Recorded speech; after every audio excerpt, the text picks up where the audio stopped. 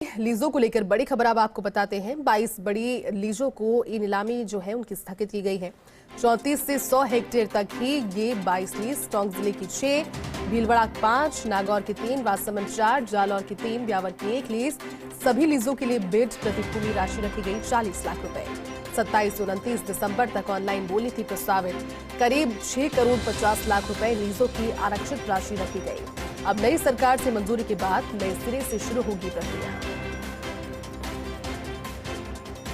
एक बार फिर से आपको बताते हैं, जानकारी देते हैं। प्रदेश में बजरी लीजों को लेकर ये बड़ी खबर है।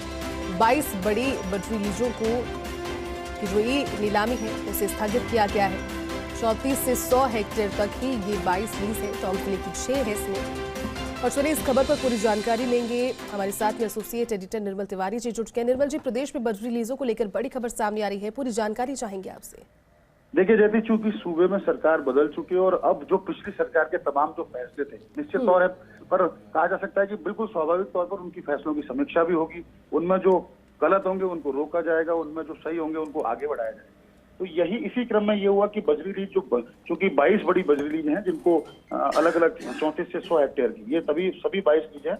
इनकी नीलामी 27 से 29 दिसंबर तक ऑनलाइन नीलामी होनी थी, लेकिन जैसे ही सूबे में सरकार बदली तमाम जो कल जिस तरह की बैठकें हुई थी सीएमओ में, खुद मुख्यमंत्री भजन लाल शर्मा ने तमाम बैठकें ली, तमाम अधिकारियों से जानकारी ली और उसके साथ ही ये निर्देश दिए गए थे कि जो भी पुराने जो तमाम जो फैसले हैं उनको समीक्षा के बाद ही लागू किया जाए। तो उसी में एक ये भी फैसला है कि इन सभी 22 जो बड़ी बजरी लीज हैं इनकी ऑनलाइन नीलामी को तत्काल प्रभाव से रोक दिया गया है। अब 27 से 29 दिसंबर तक होने वाली ऑनलाइन जो बोली थी उसको रोक दिया गया। अब सरकार इसकी समीक्षा करेगी और संभावना ये है कि अब जब तक मंत्रिमंडल का पूरी तरह से गठन नहीं हो जाता, खान महकमा किसके पास रहेगा या मुख्यमंत्री अपने पास रखेंगे, उसके समीक्षा के बाद ही गुणावगुण के आधार पर इन लीजों के जो ऑनलाइन जो इनकी नीलामी होती है उस प्रक्रिया को अपनाया जाएगा। तो कहा जा सकता है कि अभी तो इनको रोक दिया गया है और अब कम से कम 1 से 1.5 महीने का वक्त इन तमाम प्रक्रिया में लगेगा जिसमें तमाम जो बड़े फैसले हैं उनकी समीक्षा की जाएगी। और बजरी लीजें तो आपको पता भी है जैसे जिस तरह से बजरी लीजों को लेकर शुरू से ही विवाद रहा है।